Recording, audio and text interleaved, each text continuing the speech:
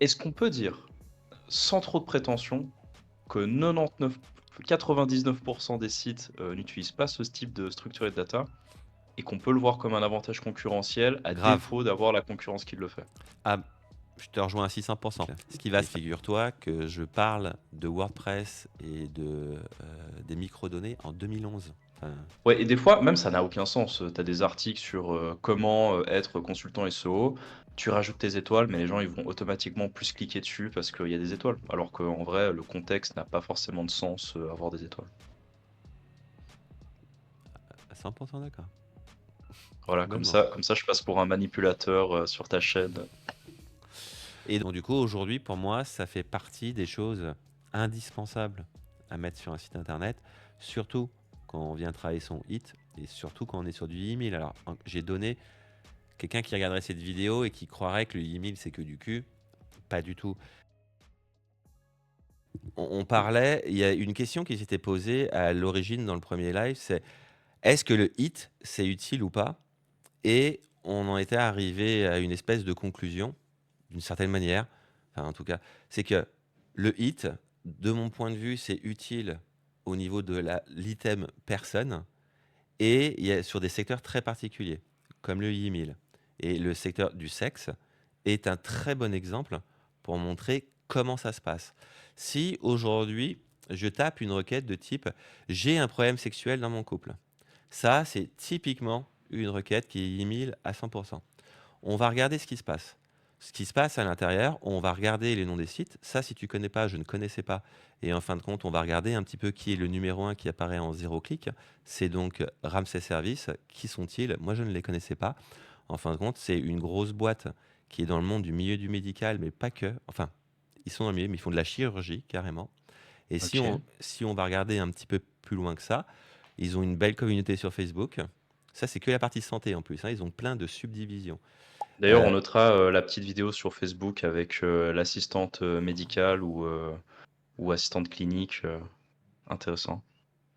on va sur l'Insta, bah, il y a quand même quelque chose, hein, pour un truc médical comme ça, c'est pas rien du tout. On va sur X, ils ont 2-3 followers aussi. Et puis pareil, hein, on va sur YouTube, ils ont quand même une petite communauté. Donc ce qu'on peut voir, c'est que le premier, c'est quelqu'un du secteur qui, en plus, a quand même une communauté qui existe et ce n'est qu'un de leurs sites. Si on regarde en dessous, on va regarder donc la suite. Donc là, on va regarder Madame Figaro. Là, si je vais sur le site de Madame Figaro, hein, il s'avère qu'au début, on peut se dire, bah, c'est un article classique. Non, non. Les réponses d'une sexologue. Donc maintenant, si on regarde qui est la personne qui est interviewée, Marilyn Urbain, c'est une sexologue reconnue qui a publié apparemment sur pas mal de sites. Donc on peut voir que elle existe. En tout cas, elle m'en donne toute l'impression. Donc là, on Donc peut là, tu as voir, fait une recherche avec son nom et on la voit apparaître sur plusieurs dizaines de sites. c'est ça. Et on Et peut ça n'a pas voir, l'air d'être des petits sites en plus, hein. bah, disons qu'elle a l'air d'avoir son propre site. Donc du coup, bah, on pourrait aller regarder, mais je pense qu'il doit y avoir du contenu dessus. On voit tout de suite qu'il y a plusieurs catégories qui sont dessus. J'ai l'impression spontanément qu'il y a du contenu sur le site. On peut voir ici que, alors, je ne sais pas pourquoi. Ah oui, d'accord. Elle doit être, ça doit être sa consultation. Et ici, on trouve son profil LinkedIn. On voit qu'elle a aussi sur Santé Magazine. Donc, on voit qu'elle a l'air, a priori, d'avoir au moins un tout petit peu d'autorité dans le domaine. Peut-être pas énormément, mais un petit peu. Et donc là, on voit cette problématique avec le EEAT, hein, l'expérience, l'expertise et l'autorité. Et donc, du coup, si je continue dedans, on va aller regarder les autres. Maintenant, je vais regarder Forte Pharma. Alors, Forte Pharma, je ne sais pas si tu les connais, mais Forte Pharma, il s'avère que c'est un laboratoire médical qui fait notamment des compléments alimentaires. Ah, attends, j'ai pas envie de dire des bêtises, donc il faut faire gaffe dans ce milieu-là, tout est hyper réglementé. Mais globalement, je crois qu'ils fabriquent des pilules, notamment pour des troubles érectiles, ce genre de choses. Donc, si tu veux, Écoute, vas-y. écoute, non, honnêtement, je les connaissais pas. Je t'avouerai que moi, tout le milieu des compléments alimentaires, c'est un secteur que j'ai assez peu travaillé. Mais selon les positions qu'ils prennent, je ne doute pas une seconde de leur notoriété vu le secteur que c'est. Et si tu veux, tu vois, ils sont tous dans ce délire là, brûleur de graisse, immunité, détox, circulation. Et il s'avère que dans les love shops et les sex shops, tu vends aussi certains produits qui sont pour souvent euh, troubles érectiles, très souvent, et tu Mmh. achètes chez ce genre de personnes qui sont des laboratoires qui ont pignon sur rue. Et donc, mécaniquement, bah, tu vois, tu commences à avoir un produit qui est commun à ces deux secteurs d'activité. Et pareil, si on continue, donc là, si tu veux, si on regarde, là, il n'y a pas de mise en avant de sexologue à l'intérieur. Par contre, le site se suffit à lui-même, mais donc du coup, il a quand même de la prégnance à l'intérieur. Après, Et dans les recommandations, d'autorship, il y a le côté, directement le on page, mais en soi, Google, de toute façon, il évalue également la globalité du site et peut-être qu'ils ont des pages à propos ultra travaillées, des pages équipes ultra ah, travaillées, c'est ça que je également cherchais, une ouais. très belle notoriété. Ouvert, je vais le Je retrouver. vois qu'il y a déjà notre histoire en bas, peut-être ça peut être intégré là-dedans. Donc voilà, c'est quand même une boîte hein, qui existe depuis longtemps. Je te dis, Forte Pharma, c'est vraiment connu. C'est vraiment une boîte vraiment connue. Ouais, c'est sûrement les un des, bah, ça a l'air d'être des pionniers, dans le domaine d'ailleurs, vu leur, ancienneté. Après, on va regarder sur Santé Magazine. Et là, on voit que sur Santé Magazine, rebelote, on retombe en collaboration avec un médecin. Et quand on va regarder le médecin et qu'on regarde qui c'est, on a tout son CV, on a tout son curriculum vitae. Donc, si tu veux, et c'est pas fini. Donc, on voit une première chose ici, c'est que tous les sites qui se placent sur cette requête-là ont une grosse autorité dans le secteur et qu'elles vont souvent venir ajouter à cette autorité-là, par exemple, Madame Figaro, qui n'a pas d'autorité dans la sexualité, mais en a dans tout ce qui est couple et femme. Donc, du coup, en s'associant avec un sexologue, eh ben, ils viennent travailler l'expertise et l'expérience dessus et l'autorité. Donc, du coup, et la confiance. Donc, on a vraiment le combo gagnant avec eux. Mais en plus, ce que je voulais te montrer, c'est que ici, on est sur une requête. Je ne suis pas connecté à Google. Ce n'est expliqué nulle part ici que tu n'as pas toutes les requêtes qui existent sur Internet. Et je vais te faire une démonstration. Regarde. Ici, si je prends un site qui est très connu en France dans le domaine, c'est pas pour eux pour qui j'ai travaillé. Mais si on prend passagedu-désir.fr et que maintenant on requête sur problème sexuel, il me dit qu'il n'y a aucun résultat. Ah bon? C'est OK. c'est vraiment très étonnant qu'il n'y ait aucun Je sens que résultat. tu vas m'apprendre un truc incroyable. Et donc du coup, là, ce que tu peux voir, c'est que ici, maintenant que je suis connecté, je refais la même requête et ah, bizarrement, il y en a plein. Et regarde ce qui est en train de se passer. Ah, tiens, il est en train de Ah, mais c'est m'apprendre. la Safe Search! Et en fin de compte, s'est passé, et alors, je ne sais pas si c'est une illusion de ma part ou un truc dans le genre, mais pour moi, et je l'ai vécu vraiment au moment où j'étais chez ce client-là, pour moi, il y a eu un changement il y a 3 ans sur certaines requêtes sexo où aujourd'hui, la Safe Search se lance sans te le dire. Et si tu veux, elle est activée presque par défaut sur certaines requêtes. Ouais, mais attends. Ce site internet-là, c'est, un site avec lequel tu as travaillé, si je comprends bien Pas ceux-là, non, et pas eux. pas ceux-là, ça, c'est un site, C'était un que concurrent. tu, C'était un c'est concurrent. un concurrent? Mais parce que là, je vois typiquement, on va prendre le premier résultat qui s'affiche, pourquoi utiliser le Sensat Focus dans le couple? Mais Ah, quand on voit ça, OK, on voit que ça parle de quelque chose d'intime, mais a priori, c'est pas du contenu, sexuel, c'est pas du contenu, forcément, je peux aller moins même. 18. Regarde, on va même aller plus loin que ça. Parce qu'en théorie, une personne de 16 ans peut, avoir, une activité, Sexuel. intime avec, Ouais. une autre personne Ou soi-même, et avec du sa coup main, enfin, se découvrir, quoi. exactement, se découvrir soi-même et cetera et c'est vrai que c'est intéressant que, Google applique ce filtre dans en plus ça a l'air d'être un blog. Alors, justement, on va creuser J'ai un peu. 1 milliard de questions. Regarde ce qui se passe. Là, ce qui est en train de se passer, et c'est assez intéressant. L'article, et je suis vraiment content que tu en arrives à dire ce que tu es en train de dire là, parce que c'est tout ça le problème. Regarde, tu peux voir que ici, comment savoir si sa relation de couple est saine? Quand même, alors, on est sur du email, ok. Aujourd'hui, je pense qu'on est même plutôt fort sur du email. Donc aujourd'hui, il va falloir quand même que j'ai quelqu'un qui vienne pas me raconter n'importe quoi. Ok, d'accord. Mais je suis pas sur un contenu sexo. Je veux dire, je suis sur un contenu qui peut potentiellement, enfin, j'en sais trop rien. Je suis pas allé le lire, hein, je te mentirai pas. Mais aujourd'hui, ce contenu-là n'a rien à voir avec du contenu qui pourrait être classifié comme du contenu plus de 18. Et même mieux que ça, en vérité. Si je continue, eh ben, il s'avère que, regarde, ici, mince, ah, j'aurais pas dû cliquer. Ici, c'est Céline, ok, mais Céline a eu un DIU de sexologie. Alors, je ne sais pas ce que c'est que le DIU, très précisément, mais visiblement, Mmh. elle a eu un diplôme qui fait qu'elle peut un peu parler dans ce domaine-là. C'est génial. C'est-à-dire que ta rédactrice qui a ça, tu n'as même pas besoin de faire des associations comme on l'a vu tout à l'heure. Enfin, Mmh. voilà. Mais si on regarde un peu, là, si on regarde un peu ce qui s'est passé maintenant, on va. Donc, ce qu'on a fait, hein, c'est qu'on a fait un clic droit, on allait regarder, je ne sais plus, afficher le code source de la page. Et là, on va s'intéresser un peu aux microdonnées qui remontent sur la page. Parce que pourquoi cette page-là, en fin de compte, ne remonte pas? Pourquoi est-ce qu'elle se fait bloquer par la Sales Search? C'est assez étrange parce que c'est Ouais, parce assez. que là, on parle pas juste de elle a une mauvaise position sur Google. On parle de elle est carrément filtrée des résultats de Google, à moins que la personne soit connectée et qu'elle ait explicitement demandé à voir du contenu, pornographique. Non, du contenu qui déclenche la Sales Search. Mais Safe Search et du contenu pornographique, c'est la même chose, non? Eh ben, Ou est-ce c'est là que non. Enfin, c'est ce qui se passe, si tu veux, le juge et le tribunal, c'est Google. Et donc, du coup, tu es face au puritanisme de Google et tu vas rentrer. Alors, oui, en effet, mais je vais juste te donner un exemple. Regarde, bien sûr.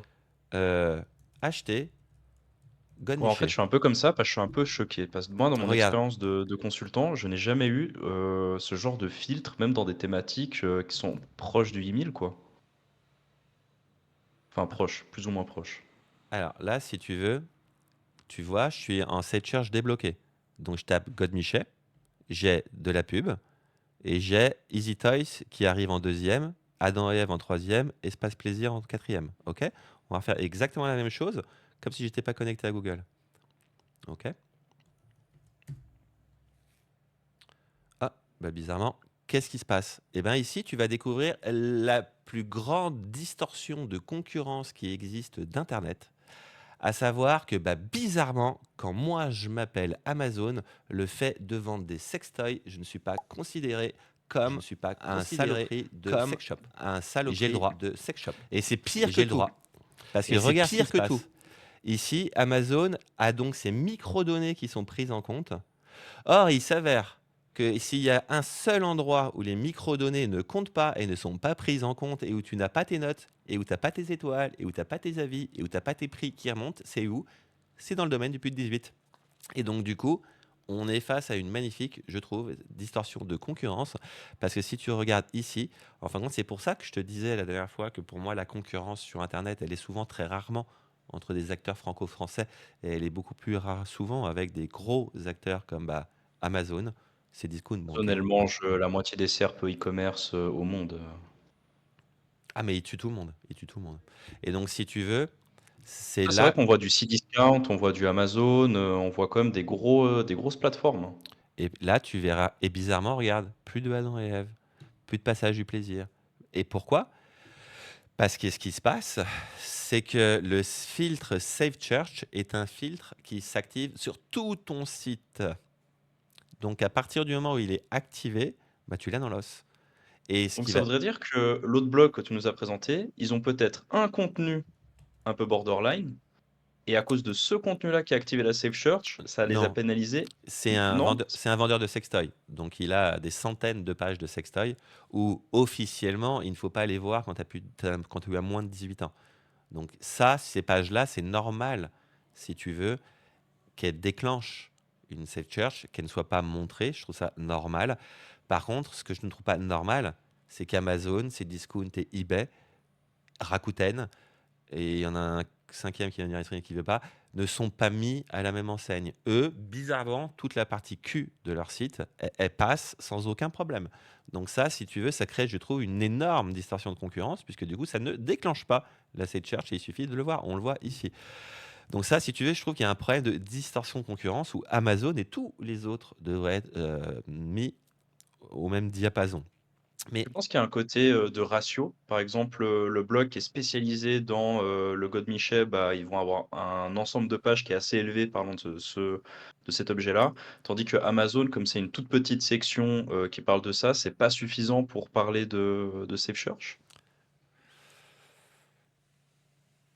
Ou question à Alors débat oui, ou non, non, peut-être de ce pas? que j'avais pu lire, oui, en effet, il y a quand même, heu, une alors, de ce que là, je te parle de quelque chose qui remonte à un peu plus de 3 ans, mais de ou même 4. Mais de ce que j'avais pu lire, c'était à partir du moment où il s'intéresse à toi et il commence à flaguer quelques pages de ton site, alors tout ton site commence à avoir chaud, chaud, chaud. OK. Et si tu veux, il va vraiment falloir montrer, patte blanche. Et si tu veux, un jour, je te parlerai même d'un autre outil qu'on a utilisé, parce que Google peut voir. Et on a même dû travailler des images qui étaient présentes sur le site pour s'assurer de plus déclencher la site search sur ce qu'on va parler là maintenant tout de suite. Donc, si tu veux, Incroyable. là, la première partie, c'est de montrer déjà et d'une que tous ceux qui ont une stratégie qui sont liées au email vont avoir raccroché de l'autorité, de l'expertise et de la confiance par rapport à leur contenu, soit parce que c'est des experts du domaine qui sont reconnus, soit parce qu'ils se sont attachés les services de quelqu'un qui est plus ou moins reconnu dans le secteur. Donc ça, c'était pour ça que je voulais te montrer cette requête-là. Et je trouvais qu'elle était vraiment... On arrivait bien à se rendre compte des choses. Ensuite, on va regarder comment les microdonnées peuvent nous aider à venir travailler aujourd'hui notre autorité. Et je dirais que d'une manière générale, on va surtout regarder une microdonnée qui est la microdonnée personne, qui est celle qui aujourd'hui est la une des plus importantes à venir travailler, puisque aujourd'hui, et c'est ce que tu disais la dernière fois, d'une certaine manière, par cette remontée sur Reddit, aujourd'hui, les entités, c'est quelque chose d'important. Google a besoin de venir créer un web de confiance. Et aujourd'hui, de savoir qui a rédigé quoi, c'est, il me semble, une des meilleures manières de venir créer de la confiance sur le contenu.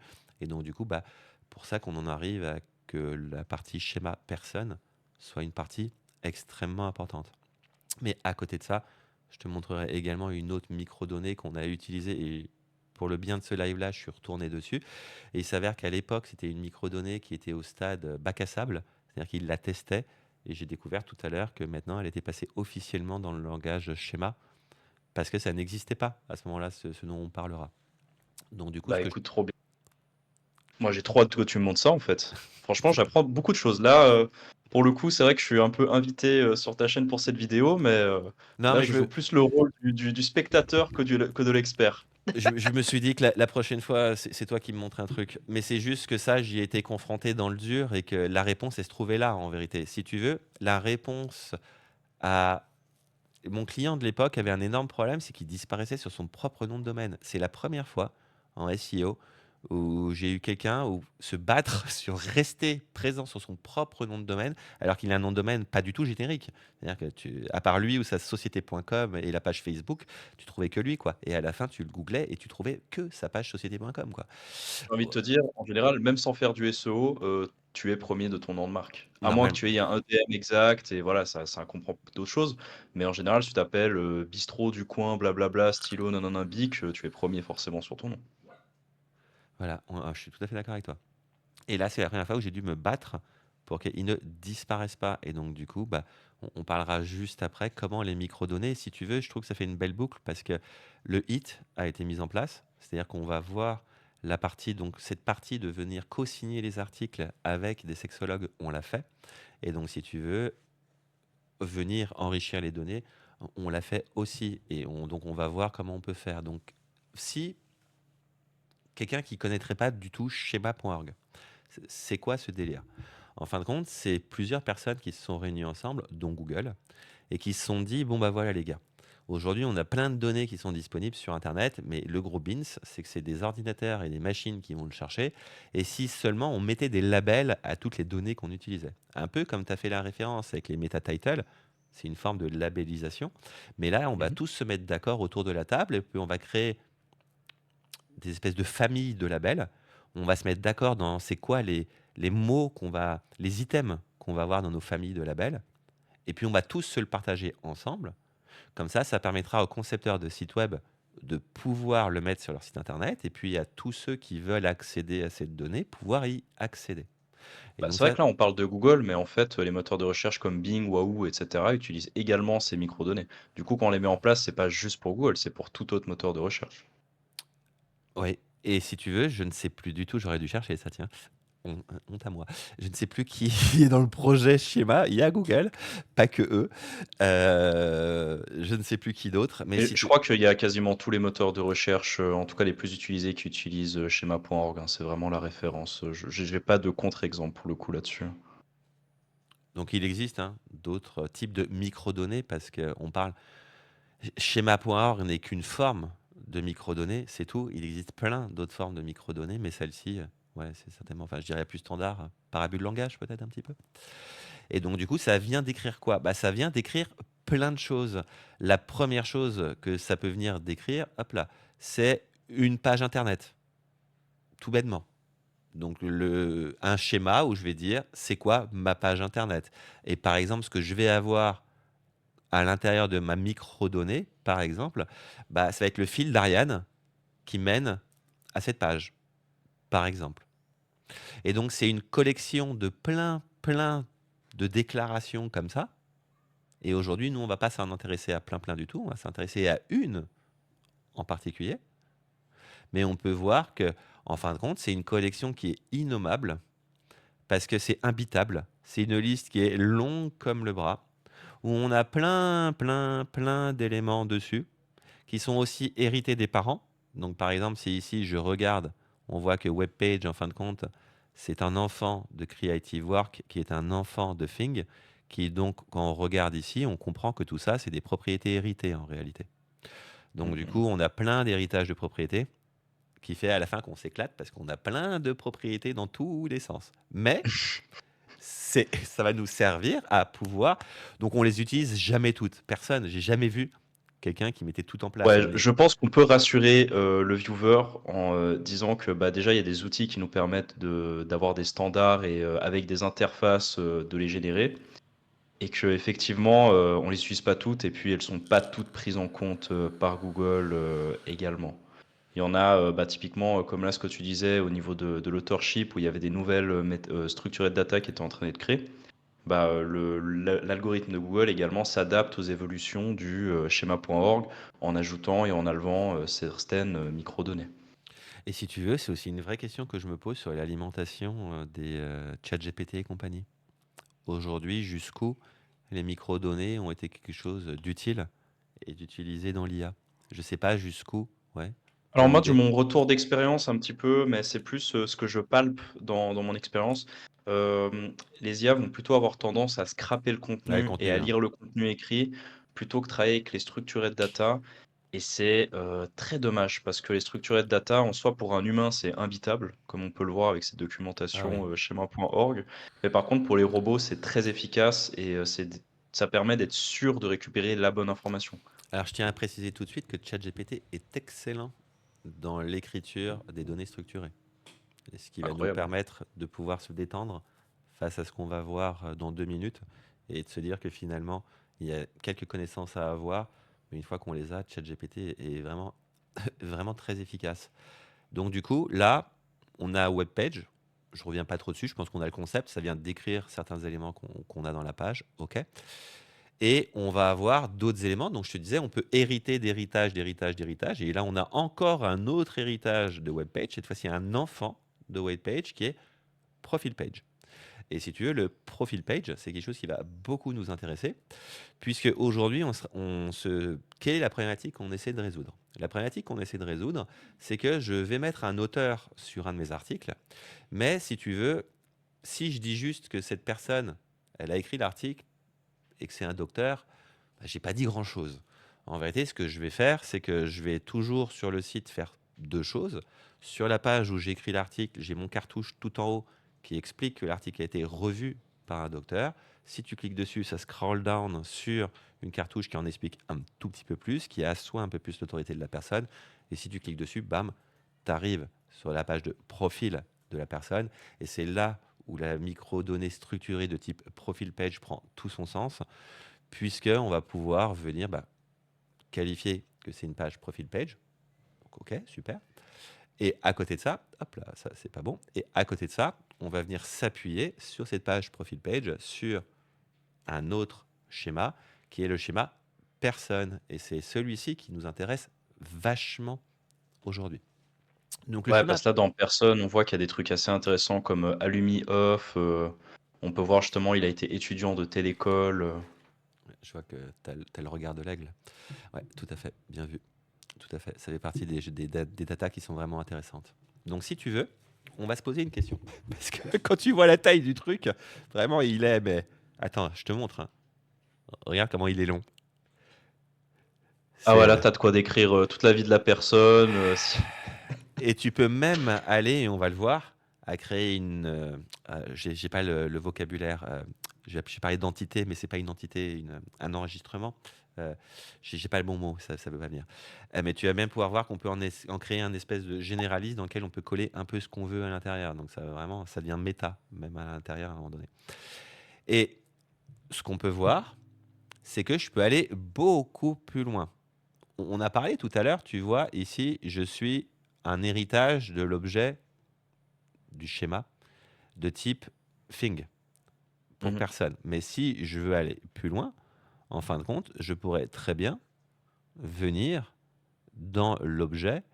Par exemple, si c'est un acteur que je viens d'écrire, j'ai un objet de type acteur pour pouvoir venir décrire d'autres choses. Donc on voit de temps en temps hein, qu'on n'a pas forcément tout ce qu'il y a dedans. Donc on va regarder les exemples qui sont donnés pour pouvoir venir comprendre un peu comment ça fonctionne.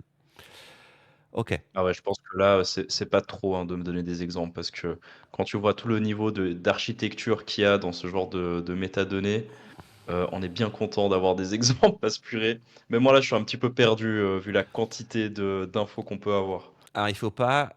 Cette quantité, elle est plus impressionnante qu'autre chose. Il faut surtout pas se laisser démonter et on va regarder tout de suite ce qu'on peut en faire.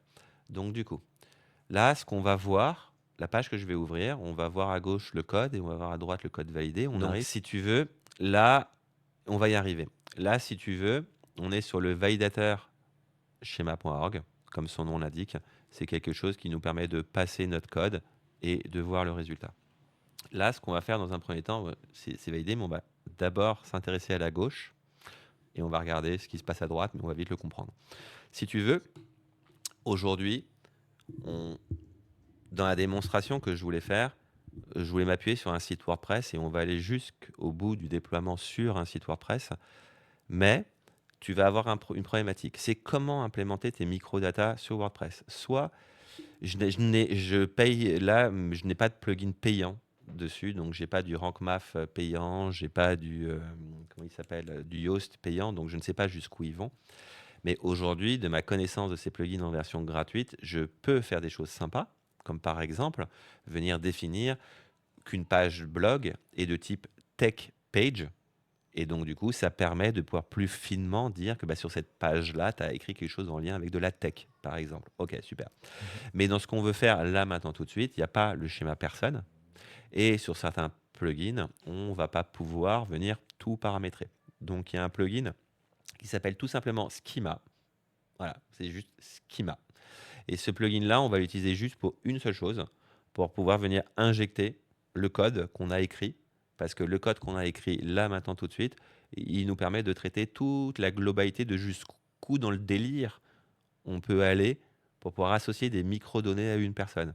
Et voir, du coup, bah, qu'on lui associe vraiment beaucoup de bagages. Donc, du coup, ce que je te propose, c'est une petite plongée dans qu'est-ce que ces données elles racontent et ce qu'on va faire. Donc, si tu veux, la première chose qu'on découvre à l'intérieur, c'est ce dont on a parlé, c'est qu'il nous je vois donne... qu'il y a ton joli nom en haut. Ouais, mais tu vas voir, c'est... Je suis parti sur si c'était ma page à moi et que c'était ma page de profil. Donc, du coup, Parce que là, tout ce code-là, on est d'accord que tu l'as pas toi écrit à la main comme un barbare. Tu l'as généré de façon, on va dire, avec un outil ou quelque chose comme ça. ChatGPT?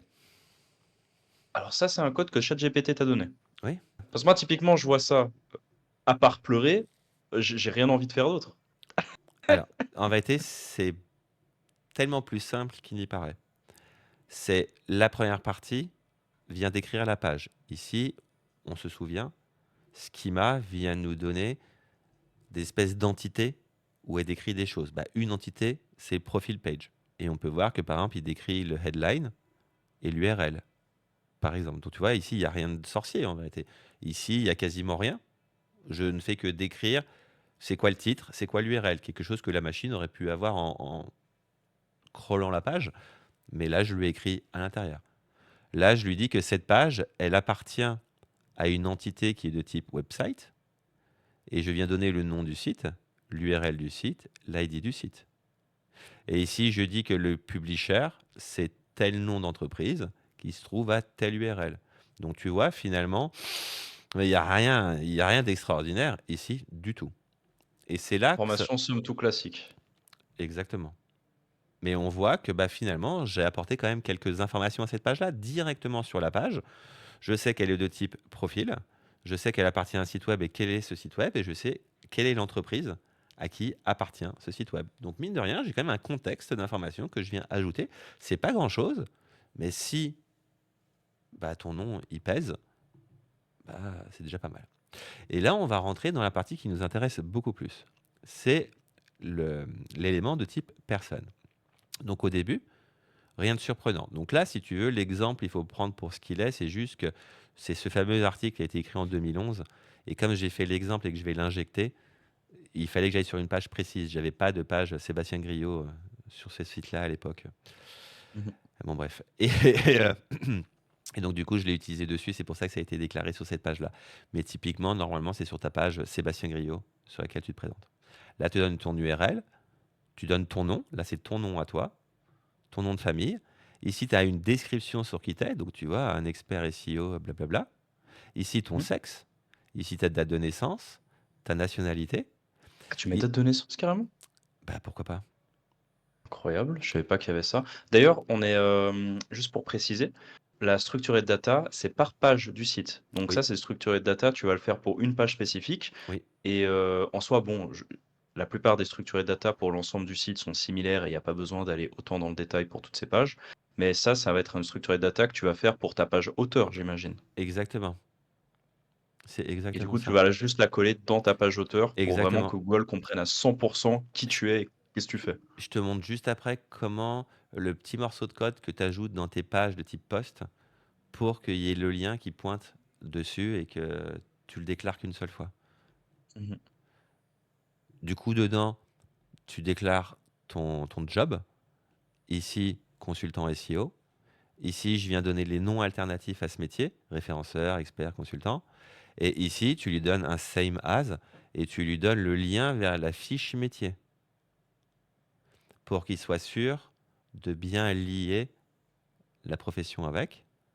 Ici, après, tu lui donnes le workforce, donc l'organisation où tu te trouves. C'est vraiment mon adresse.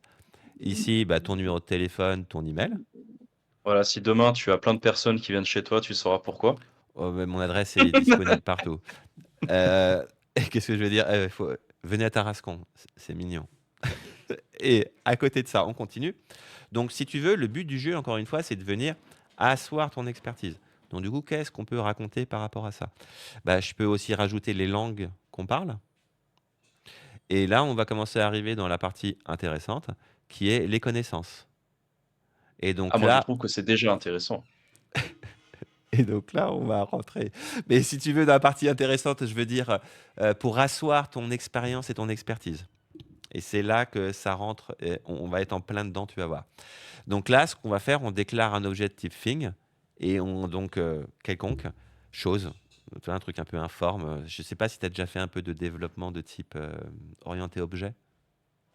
Ouais, un petit peu, un petit peu. Bah, Bah, c'est du coup, comme j'imagine Thing, c'est un peu bah, c'est tout, ouais, c'est un truc customisé que tu as mis, en fait. bah, thing, si tu veux, c'est comme une. S'il y a un puritain du développement qui entend, il va me tuer. C'est comme une espèce de super classe, surclasse, où en fin de compte, bon, bref, c'est comme une classe mère. Ok, bon, bref, allez, on passe. C'est une espèce de super objet un petit peu informe dans lequel tu as plein de trucs et tu peux t'amuser un petit peu dedans. Et donc là, si tu veux, on en revient à se dire que, regarde, ici, je vais lui dire par exemple que je fais Google Analytics, que je vais lui donner son nom Alternate GA, et pour être sûr qu'il comprenne bien de quoi je lui parle, je lui envoie encore une fois un lien vers le bon site. OK? Et on peut faire Mmh. ça sur les compétences qu'on a à l'intérieur. Donc là, bah, on commence à comprendre que bah, je viens commencer à c'est quand même de plus en plus précis. C'est-à-dire qu'aujourd'hui, au-delà, en plus, je sais que c'est un consultant SEO, je connais des variations, mais maintenant, je connais des choses qui s'associent à son métier. Et je peux même aller encore un peu plus loin que ça. Donc, hélas, je n'ai pas encore reçu de prix, je n'ai pas été distingué, je n'ai pas eu de marque connue. Je ne suis pas encore docteur, même si, je te cache pas, c'est un de mes rêves de devenir docteur en marketing. J'ai pas de... Juste pour le... Tu ferais pas le même métier, à mon avis, si tu es docteur en marketing. Mais pour ça, en vérité, pour pouvoir asseoir mon hit. Pourquoi tu as fait 10 ans d'études pour pouvoir ajouter cette métadonnée? C'est tout. Et si tu savais à quel point c'est un biais cognitif énorme en France, énorme, énorme. C'est un biais cognitif gigantesque. Euh, et donc, si tu veux, ici, on va pouvoir continuer. Et donc là, ce qui se passe, c'est que, encore une fois, j'insiste, c'est ChatGPT qui l'a fait. Donc, on n'a pas peur de ce que je vais dire. Mais là, qu'est-ce qui est en train de se passer? Ce qui est en train de se passer, c'est que je veux ajouter mes diplômes à l'intérieur de ma déclaration. Mais ce qui se passe, c'est que le diplôme n'est pas une donnée qui est incluse dans la partie personne, mais qui est un autre type, qui est le type educational, occupational, credential. Je parle très très mal anglais. Mais donc du coup, c'est dans ce type d'objet que je peux venir déclarer le diplôme que j'ai passé. Ça paraît compliqué dit comme ça, mais c'est l'avis de schéma met des choses dans des cases. Et une fois qu'elle est mise dans une case, elle va pas sortir de cette case-là. Donc, du coup, de temps en temps, il y a une donnée, comme les diplômes, que je vais pas obtenir dans la personne, mais que je vais obtenir dans une case très, très précise, qui est ce truc que je ne vais pas reprononcer. Donc, du coup, Mais après, ici, c'est normal parce que toutes ces structures de data, c'est des trucs qui sont ultra normés. En fait, toutes les lignes qu'on voit, c'est pas au hasard. Ça a été mis parce que ça doit être comme ça. et il y a même euh, un espace, enfin, un espèce de forum sur Internet où, en fin de compte, il y a vraiment beaucoup d'échanges, où ça passe des stades de validation. Et tout à l'heure, quand on parlait de la donnée que je vais montrer tout à l'heure, celle-ci est en mode bac à sable à l'époque. Donc c'était vraiment, il y a même plusieurs versions concurrentes qui tournent. Et à certains moments, ils vont décider à l'intérieur de faire sauter quelque chose à l'intérieur ou de le rajouter parce que c'est bon ou c'est pas bon. Donc il faut même se tenir à jour de ce qui se fait. Ça change un petit peu. Et ouais, c'est partie des plaisirs du métier. Et donc du coup, ici, on voit qu'il me donne mon diplôme. Ici, encore une fois, je lui donne non pas l'URL du diplôme, mais de ce que c'est comme type de diplôme. Et ici, je donne l'école qui a donné le diplôme avec un lien vers son site internet. Bon, c'est plus tout à fait ça, mais peu importe. Et ici, on fait la même chose sur les différents diplômes que tu as obtenus, mais également sur tes certifications en ligne. Donc, tu commences à avoir le bail. C'est Ah, là, tu as ton CV complet, là. Il manque plus que tes expériences professionnelles puis là, on est bon, hein. et Et en là, tu vas plus, montrer qu'il y a les expériences professionnelles en non, bas, c'est ça? non, mais, j'en suis pas très loin. Regarde, tu peux faire un lien, par exemple, vers tes recommandations LinkedIn. Ah, ça, Et, purée, OK. et si tu fais un same as sur ton objet et tu viens déclarer tes comptes sur tes réseaux sociaux, et hop là, par exemple, tes commentaires. Est-ce qu'on peut dire, sans trop de prétention, que 99 des sites, n'utilisent pas ce type de structuré de data et qu'on peut le voir comme un avantage concurrentiel à Grave. défaut d'avoir la concurrence qui le fait? Ah, je te rejoins à 600%. Ce qui va se passer, c'est que tu vas avoir... allez, on y va au doigt mouillé. Si aujourd'hui, on estime que on parle à des gens qui ont quasiment tous un site WordPress.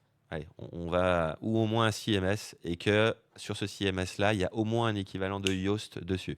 Donc je pense qu'on parle de 95% des sites que monsieur et madame tout le monde, et même pas mal de boîtes, déploient. À côté de ça, ces plugins-là, donc équivalents à Yoast, intègrent tous des microdonnées. Donc du coup, tu vas te retrouver par exemple à avoir tes étoiles qui vont apparaître si tu fais du WooCommerce, par exemple, ou sous ton blog, le nombre de notes que tu vas avoir sur ton article de blog. Tu vas avoir ton breadcrumb, ton fil d'Ariane, qui va bien apparaître. Donc si tu veux, tu vas avoir des choses qui par défaut sont présentes. Donc déjà, la première des choses, c'est d'aller dans ton Yoast et de configurer les parties qui sont écrites entreprise et dans lesquelles tu peux te décrire. Et tu vas avoir une bascule, soit tu vas passer en mode entreprise, soit tu vas passer en mode personne et tu vas pouvoir écrire deux, trois infos dessus. Mais le truc, c'est que c'est très limité et que c'est vrai qu'aujourd'hui, il y a peu de personnes qui se prennent le chou à faire ce qu'on est en train de montrer là, bah, parce que c'est chiant, hein, on va pas se mentir. Mais une fois que c'est fait sur certaines pages, il n'y a pas besoin de revenir dessus. Et c'est là que je voulais te montrer. Donc là, imagine, on serait sur ton site, on serait sur ta page Bruno, sur ton profil, et on te verrait, bah là, ce serait vraiment la page web profil, profil page, pardon, sur laquelle on viendrait mettre ces microdonnées-là. Maintenant, à côté de ça, on parlait de tout à l'heure de venir créer un article à plusieurs lecteurs, de venir mettre nos entités personnes à l'intérieur. On ne va pas s'amuser à coltiner sur chacune des pages tout ce qu'on vient d'écrire. Non, ce qu'on va faire, c'est que on va venir insérer des microdonnées sur la page et que sur cette page-là, on va venir indiquer l'auteur qui est de type personne et on va renvoyer vers la page qui, elle, va contenir l'intégralité des microdonnées de la personne. Et donc, d'un seul coup, on permet au robot de savoir où ça se trouve et on vient de lui donner toutes les microdonnées qu'il y avait à savoir sur Sébastien Griot ou sur le docteur Jeanne Dubois pour que cet article, les bienfaits d'une sexothérapie, puisse être vu comme un article email validé par Google. Comme quoi, c'est compliqué, mais c'est bien fait. Et donc, à la fin de la fin, ce qui se passe, c'était où? C'était ici, voilà. Donc, si tu veux, ce qui se passe, et c'est pour ça que je l'avais utilisé, une fois que tu as le plugin Schema, bah, en fin de compte, tu as accès à la possibilité d'injecter du custom Schema. Enfin bon, bref, à mon avis, d'autres plugins fonctionneraient très bien. Et du coup, ici, tu injectes le code que tu as fait valider juste avant par le Schema Validator. Et donc, du coup, tu peux, comme ça, intégrer hyper facilement toutes les microdonnées sur une personne, faire une page de type profil vraiment très facilement et venir carrément enrichir tes données. Incroyable. Ce que je te propose, c'est de montrer un petit outil que j'aime bien utiliser. C'est le Rich Snippet Test de Google. J'imagine que tu le connais. En cela, ce que tu nous as montré, bah, ça permet de valider un petit peu le JSON, mais, enfin le JSON LL, là, le truc de structured data, mais on peut se retrouver avec énormément d'autres microdonnées sur notre page, déjà par des plugins qu'on a installés qui pourraient en ajouter. Et donc là, avec cet outil-là, on va pouvoir tout simplement mettre notre URL. Par exemple, si tu veux, tu peux mettre code Bruno dedans pour tester ou peu importe, ou n'importe quel autre site que tu utilises. Et donc, en soi, quand on tape codebruno.com, eh ben, on peut voir que même si j'ai pas fait un grand travail sur les structured data, eh ben, il y a quand même tout un tas de trucs qui remontent. Et du coup, bah, c'est toujours intéressant pour voir si Google les comprend bien, parce qu'il y a vraiment une différence entre les mettre et ce que Google comprend, et pouvoir s'assurer que tout est correct. Tout à fait. Voilà, Et comme d'ailleurs, ça, je fais mon petit apport sur toutes les structured data. ici, comment ça se fait que tu as un extrait de produit qui remonte? Tu as du WooCommerce sur ton site? En fait, je manipule la SERP en mettant frauduleusement des extraits produits pour faire afficher les étoiles dans la SERP. Donc, c'est une manipulation. En soi, c'est une stratégie plutôt white hat d'afficher les étoiles, mais moi, je l'affiche sur toutes mes pages. Comme ça, j'ai toujours les petites étoiles. Et l'avantage, c'est que ça prend un peu de place sur la concurrence. Donc, ok, on prend que 10 pixels, mais c'est 10 pixels que la concurrence n'a pas. Ah, c'est rigolo. Mais je suis d'accord avec toi, hein. Je le vois surtout comme quelque chose qui attire le clic. Si toi tu l'as que personne d'autre là, ça va direct sur toi, je trouve. Enfin, Ouais, et des fois, même ça n'a aucun sens. Tu as des articles sur comment être consultant SEO. Tu rajoutes tes étoiles, mais les gens ils vont automatiquement plus cliquer dessus parce qu'il y a des étoiles. Alors qu'en vrai, le contexte n'a pas forcément de sens avoir des étoiles. à 100% d'accord. Voilà, Complètement. comme ça, je passe pour un manipulateur sur ta chaîne. Et donc, du coup, allez, on finit. Donc, si tu veux, Bien sûr. tu T'as plus que raison, tu vois. Alors, est-ce que tu l'as, t'as extrait d'avis, champ de recherche associé Sitelink, c'est rigolo, t'as pas le breadcrumb qui remonte, mais peut-être parce que le breadcrumb il se déclenche pas sur la page d'accueil, tout simplement, et que c'est pour ça que ça remonte pas.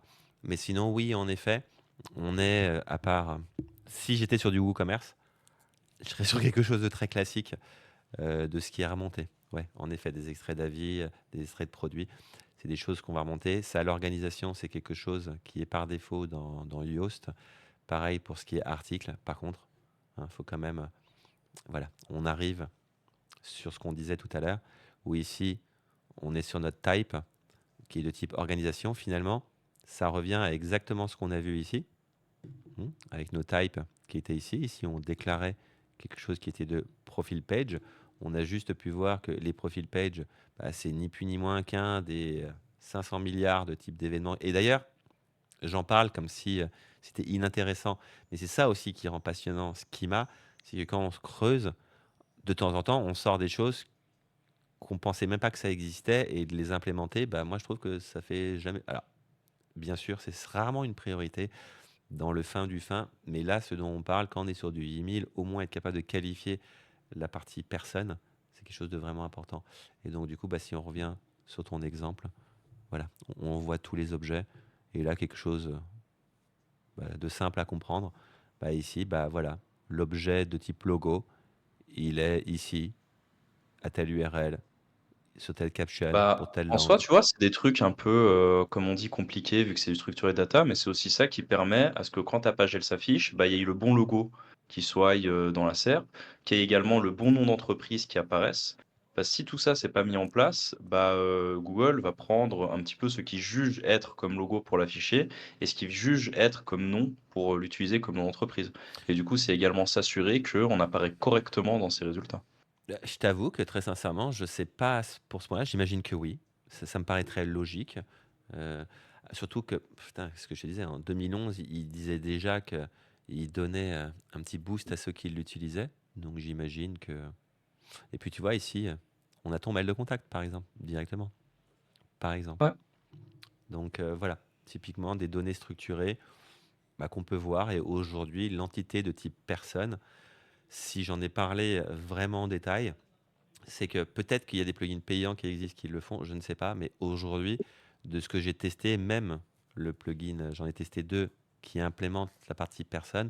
Le problème qu'elles ont les deux, c'est qu'elles ont des champs, et je peux te le montrer, qui sont déjà prédéfinis. Donc par exemple, si je vais ici sur ce plugin-là, qui est structuré data, si j'ajoute un schema, je peux le faire par exemple sur le type personne. Hop. Mais ce qui va se passer, donc on va continuer. Ouais, tu vas être limité à ce que lui t'autorise à ajouter. Donc là, on va le dire sur tous les postes. Et c'est exactement ça. Et du coup, on va regarder après à l'intérieur. Hop là. On va regarder après à l'intérieur de ce qu'il propose. Alors, les enregistrements, les chants, je ne sais pas comment le dire. Mais du coup, maintenant, si je retourne sur cette page et que je vais sur la donnée structurée de type personne. euh, Ah oui, non, c'est ici qu'il faut le faire. Autant pour moi. Je t'avoue, comme je connais peu ce plugin, je pourrais pas t'aider, Sébastien. Ouais. Ah voilà, merci, ça s'est ouvert. Donc du coup, tu vois, on retrouve ce qu'on avait vu tout à l'heure, les titres honorifiques, par exemple, les suffixes honorifiques. Donc on va retrouver des choses qui sont vraiment très proches de ce qu'on a vu. Mais par exemple, un truc très con, tu ne peux pas déclarer tes langues, par exemple. Mm. Par exemple, tu peux déclarer qu'un seul métier. Par exemple, tu peux pas en déclarer plusieurs. Donc il y a pas mal de choses qui normalement tu pourrais pouvoir les faire, c'est juste du code, hein, tu devrais pouvoir copier-coller. Et en fin de compte, ça vient te limiter bêtement. Alors ça va assez loin, mais bah, mine de rien, pas suffisamment. Et donc du coup, c'est pour ça que je suis passé par du copier-coller de ChatGPT, et lui était beaucoup plus complet. Au moins, lui, il n'a pas de Bon, j'avoue limite. que là, le plugin que tu nous présentes, il est quand même déjà beaucoup plus exhaustif que ce que pourrait l'être un Rank Math ou un Yoast par défaut. Ah oui, oui, oui. Oui, oui, il va beaucoup plus loin.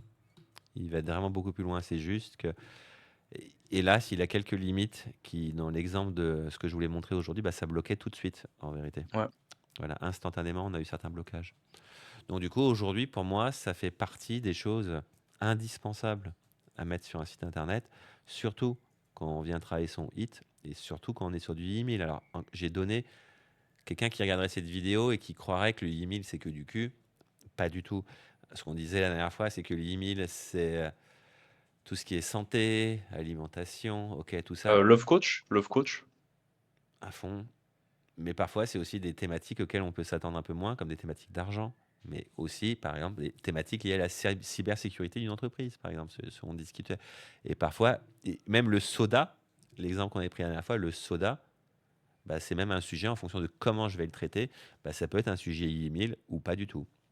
Voilà. Donc, du coup, plus je vais être proche du IMIL et plus mettre en place ce genre de choses, bah, ça va devenir indispensable.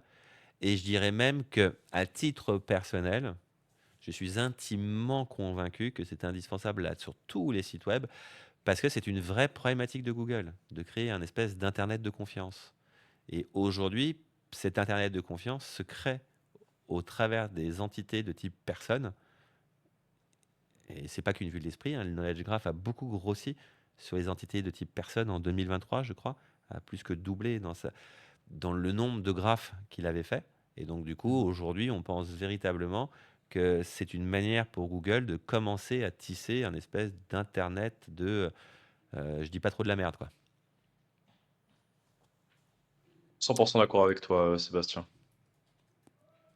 D'ailleurs, pour rajouter un peu l'exemple, pour ceux qui ont peut-être pas vu l'autre vidéo, honte à eux, dans ton exemple de soda, en fait, ça peut être email ou non, parce qu'on peut dire, par exemple, où acheter un soda.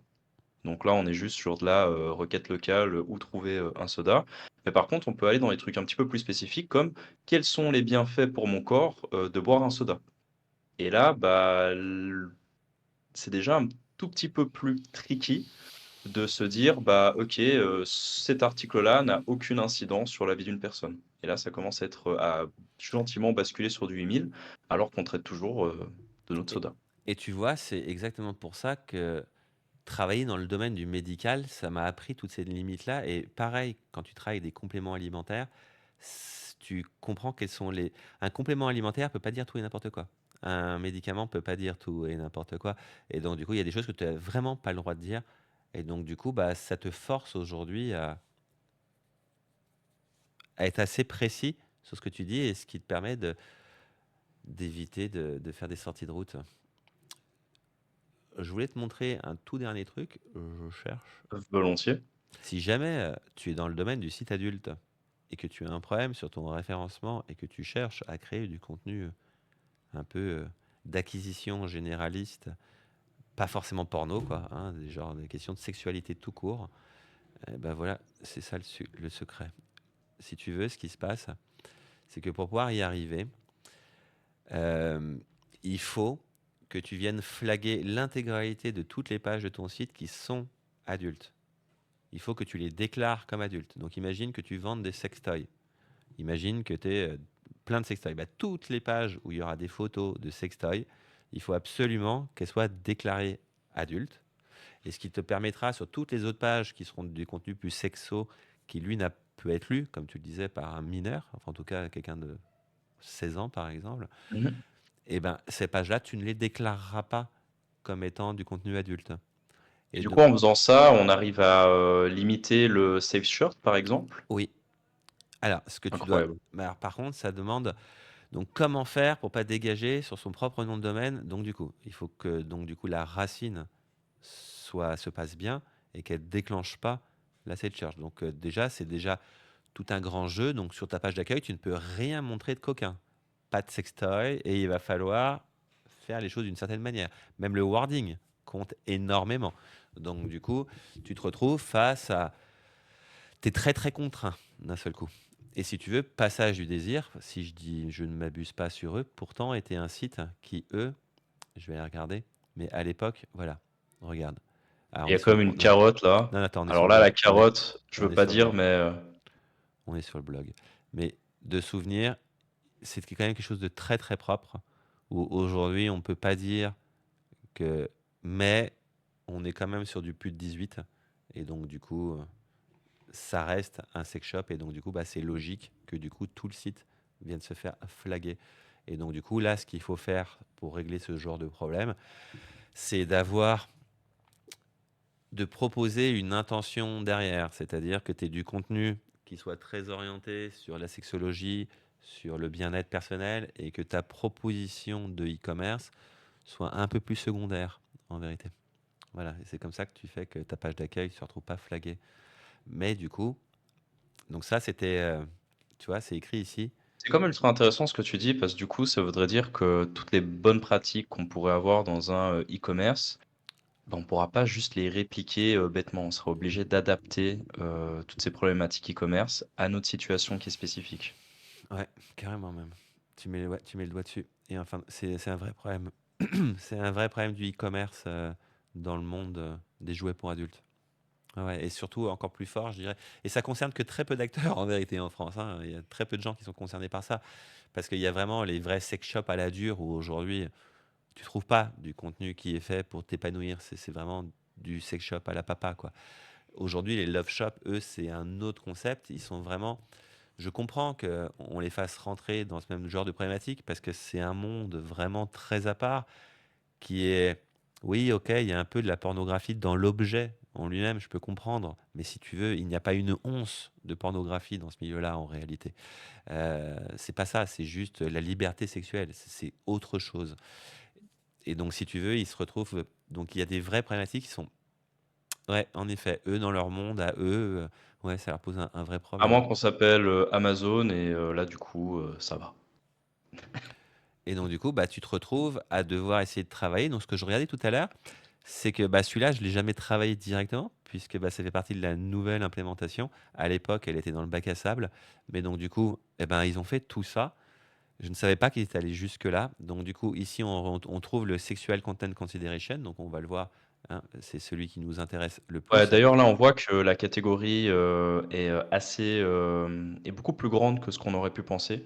Où là, on voit carrément qu'il y a l'alcool, par exemple et ça, typiquement, j'aurais pas pensé qu'un, shop d'alcool pourrait, potentiellement être considéré comme adult oriented. Enfin, Bah, et regarde, dans la logique, oui, mais genre, le fait de voir des images de vodka ou des images de rhum, bah, c'est pas non plus choquant. regarde, là, par exemple, des biens d'utilisation dangereux. Par exemple, donc à partir du moment où, je sais pas ce qu'on classe très. Tiens, on va regarder ce qu'ils disent. Qu'est-ce qu'ils nous racontent? Is on require careful handling or special training for the user. Donc c'est ce que j'allais dire, une arme à feu, un couteau. Par exemple, imagine que tu vendes, je ne sais pas comment serait considéré aujourd'hui une coutellerie, par exemple. Quelqu'un qui vend Mmh, des mmh mh. sabres.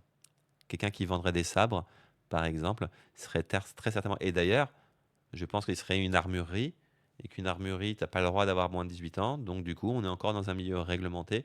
Et donc, du coup, ici, armurerie. Voilà, typiquement, contenu de type armurerie, mais tu vois, explosif, gaz, inflammable.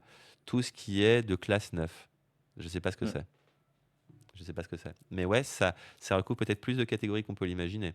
Et ici, quand on va dans la partie qui, nous, pour cette thématique, elle nous intéresse, le Sexual Content Consideration, bah, ici, hein, on voit, ah tiens d'ailleurs, on va voir le GitHub, et ici, on voit hein, que c'est fait pour des vidéos ou des magazines érotiques, hein, et ici, sextoy. Ouais. Et ça, si tu veux, je suis suffisamment vieux pour dire, au moment où j'ai travaillé sur le projet, ceci n'existait pas. Ceci n'existait pas. Et donc, du coup, on travaillait avec une autre balise, enfin un autre schéma à l'époque, qui était le content tracing. Et si Juste tu pas veux, pour donner une note à un contenu? alors non, c'est le, tu sais, c'est rated M et tout ça là aux États-Unis les jeux vidéo. Et Ah!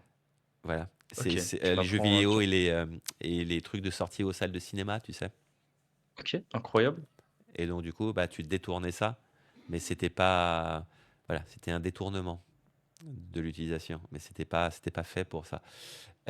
Donc, voilà. Donc, typiquement, aujourd'hui, on a parfois des vraies solutions techniques à aller chercher aussi bien pour compléter sur le hit de ce qu'on disait. Donc, là, le schema va avoir, je crois, enfin, en tout cas, là, je suis pas, j'ai pas une usine de sites derrière pour suffisamment dire si ça fait une énorme différence ou pas. Par contre, je suis vraiment convaincu que c'est très utile. Ça, j'en suis vraiment. C'est une conviction personnelle. Je te dis, ça fait depuis 2011 que pour moi, les microdonnées, c'est essentiel. Et à côté de ça, on peut voir que, alors ça ne répond plus à la problématique de hit, mais du coup, c'est quand même du schema. Et on peut voir que bah, les schemas peuvent aussi, parfois, venir répondre à des problématiques extrêmement particulières dans le SEO. Et essayer de venir nous sortir de situations un peu bizarres. Ah, mais au contraire, je pense que ça a du sens dans le hit d'utiliser toutes ces structures de data pour déclarer justement quel est le type de contenu. Parce qu'en soi, on revient aux bases, quoi. Il y a vraiment une différence entre ce que Google comprend et ce qu'il y a réellement dans la page. Et à mon avis, pour bien respecter le hit et pour être dans les bonnes faveurs de Google, c'est obligatoire même de vraiment se pencher là-dessus pour être un minimum carré. Est-ce que pour la suite de la vidéo, tu souhaiterais qu'on parle un petit peu plus de comment mettre en place une stratégie SEO en prenant en compte un petit peu les critères IIAT et qui sont peut-être un petit peu moins dans la structurée de data? Ouais, vas-y, avec plaisir. Parce qu'en soi, moi, dans mon approche du hit, OK, il y a cette côté, plus, schema.org, microdonnées, mais c'est vrai que moi, dans les thématiques que je travaille, bah, je travaille jamais avec, des sex shops ou jamais avec, par exemple, une boutique, d'armes à feu et du coup, ce que je mets en place, c'est un petit peu, des concepts de base en, SEO, comme par exemple travailler le, topical authority. Donc, là, aujourd'hui, Google, il va, analyser, un de nos contenus pour déterminer si ce contenu va être intéressant pour sa SERP. Mais, ce serait, faire le travail à moitié que de penser que juste avoir un bon contenu sur son site, ce soit suffisant pour, ranker. Et du coup, il y a tout un tas de facteurs que j'aime bien, travailler, comme par exemple les, fameuses, pages zombies qui remontent via, par exemple l'outil, RDM, non, c'est pas RDM Studio, c'est RM Tech. excuse-moi? RM Tech.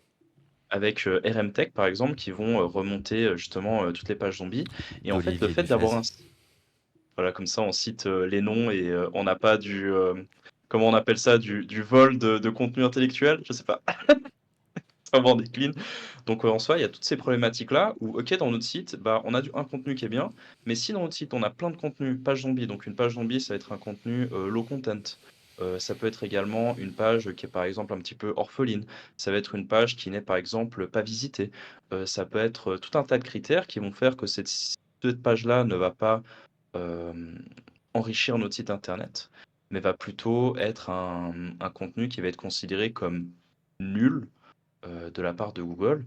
Et par exemple, bah, pour travailler son expertise, un point qui peut être intéressant, ça va être de supprimer tous ces contenus un petit peu parasites de nos sites internet pour essayer de conserver bah, un nom de domaine très propre avec uniquement du contenu, on va dire, de qualité pour simplifier. Et ce que j'aime bien faire, c'est aussi enrichir le contenu autour d'un sujet. Imaginons, j'ai envie de travailler la thématique, des ordinateurs, portables, et ben, je ne vais pas m'arrêter à faire qu'une seule page sur les ordinateurs portables. En fait, je vais construire, tout un aspect cocon sémantique pour justement asseoir l'expertise et asseoir le fait, bah, que je maîtrise le sujet et que j'arrive à le traiter sous plusieurs coutures et du coup, bah, peut-être que autour de cette page, ordinateur portable, bah, je vais créer un contenu. Pourquoi avoir un ordinateur portable contre un ordinateur, de bureau? Comment, installer, un, logiciel dans un ordinateur portable et cetera. Je vais essayer d'enrichir un petit peu cette sémantique pour, montrer que, bah, je suis expert.